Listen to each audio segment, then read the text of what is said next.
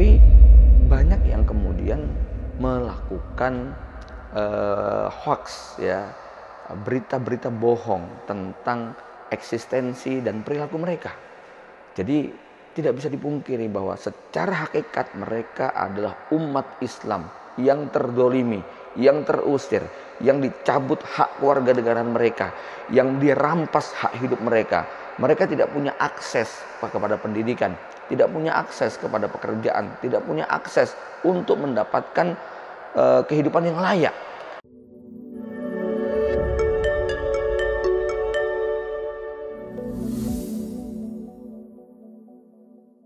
Assalamualaikum warahmatullahi wabarakatuh. Alhamdulillah wassalatu wassalamu rasulillah wa ba'du. Dengan tidak mengecilkan fenomena yang terjadi di Gaza atau Palestina, termasuk juga Idlib Suriah, ada tragedi kemanusiaan juga yang menimpa kepada saudara kita di Rohingya. Ada banyak salah paham tentang bagaimana menyikapi mereka. Secara individu, secara pribadi, saya juga menganggap ini bukan perkara ringan kalau itu diserahkan kepada person-person, kepada masyarakat, kepada orang tertentu. Ya. Tapi banyak yang kemudian melakukan hoax, ya, berita-berita bohong tentang eksistensi dan perilaku mereka. Jadi tidak bisa dipungkiri bahwa secara hakikat mereka adalah umat Islam yang terdolimi, yang terusir, yang dicabut hak keluarga negaraan mereka, yang dirampas hak hidup mereka. Mereka tidak punya akses kepada pendidikan, tidak punya akses kepada pekerjaan, tidak punya akses untuk mendapatkan kehidupan yang layak. Sehingga mereka kemudian memutuskan dengan segala perjuangan jerih payah yang luar biasa, mereka mencari kapal, mereka kemudian pergi ke negeri manapun yang bisa menampung mereka. Qadarullah, salah satu yang dituju adalah Aceh. Tentu kita tidak bisa menampik bahwa akan ada efek ekonomi, akan ada efek sosial, akan ada efek yang lebih luas lagi, ya. Sebutlah bahwa sebagai orang yang tidak terpelajar, pasti cara berpikirnya berbeda, cara berbicaranya berbeda. Ya, mungkin kalau kita bisa buat sebuah gambaran, terbayang tidak kalau dalam satu kampung misalnya ada sebutlah 1000 kakak, tiba-tiba kemudian kedatangan 500 kakak dari warga Rohingya. Pasti di situ akan terjadi berbagai macam perubahan dan gejolak di masyarakat. Ya, mungkin lapangan pekerjaan yang awalnya tercukupi buat 1000 orang ini menjadi berkurang karena harus berbagi.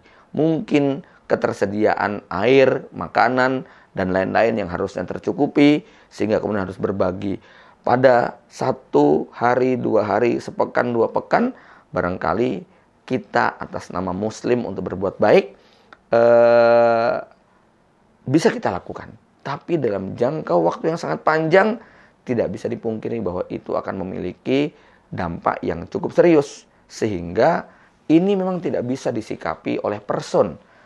Pemerintah yang harus mengambil alih. Pemerintah yang punya kekuasaan, pemerintah yang punya kekuatan, pemerintah yang punya kewenangan dalam hal ini, mereka lah yang punya kewenangan dan kemampuan untuk memberikan bantuan kepada kaum muslimin ini. Adapun kaum muslimin yang lain, para ustadz, para dai, hendaknya memberikan pencerahan tentang bagaimana kita punya kewajiban membantu, tapi dengan tidak menampik, ya, bahwa masyarakat ini punya keterbatasan.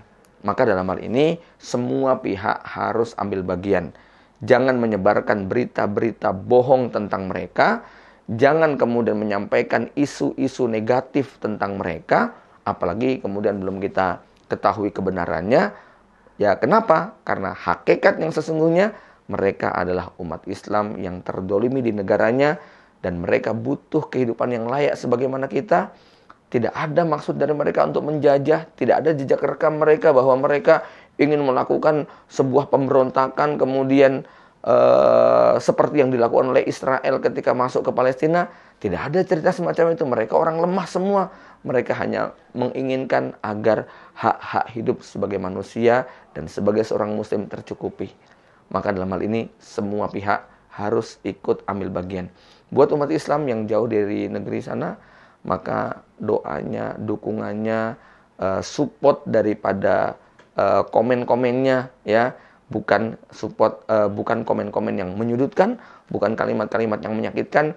Bagaimanapun al mu'minu mir'atun li akhihi, al muslimu akhul muslim, la yuslimuhu wa la yazlimuhu. Seorang muslim adalah saudara bagi muslim yang lainnya, tidak akan menelantarkan dan tidak akan mendoliminya. Assalamualaikum warahmatullahi wabarakatuh.